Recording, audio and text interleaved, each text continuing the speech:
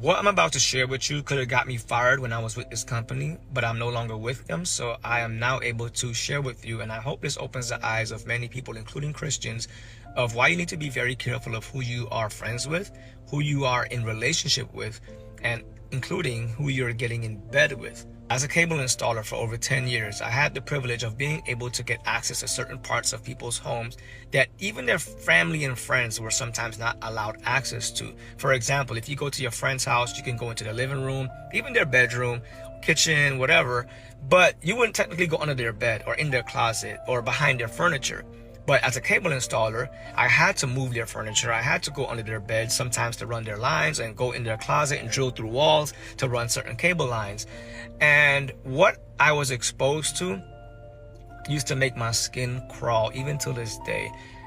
When I used to move their furniture and go under their bed and open up their closets, the amount of witchcraft I would find in these people's homes and under their beds would blow your mind. And you would think it's a certain type of race, ethnicity, culture, gender, demographic, or social status. Listen, I worked in penthouses, I've worked in the projects, I've worked all around Miami, South Florida, where it's a melting pot of so many different cultures. And it wasn't just one or a few, it was all of them.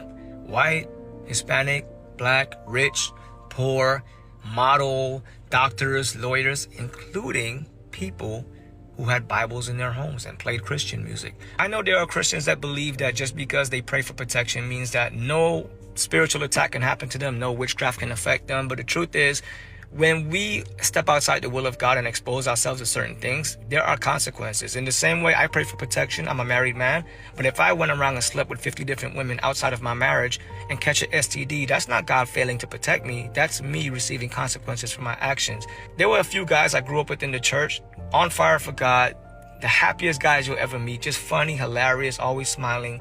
And they got with girls who were kind of messing around with the new age stuff. These girls were in the church, but they were also in the world.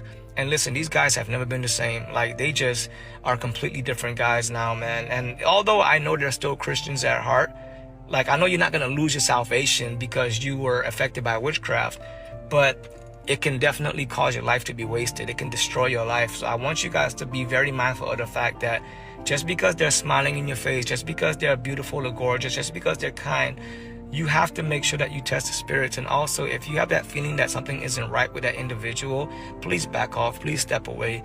Do not gamble with your life. Do not gamble with your spiritual health just because you are lonely or you desire a relationship, because you never know what's behind their furniture, what's under their bed, what's in their closet. And I pray that if you desire friendship, if you desire a relationship, that God will lead you to the right individuals. One of the best ways to avoid being attacked or affected by these individuals is to have a good prayer life and to stay away from compromise. Because how many times we've seen videos of pastors calling out witches in the church, where many in the congregation had no idea that witch was even there.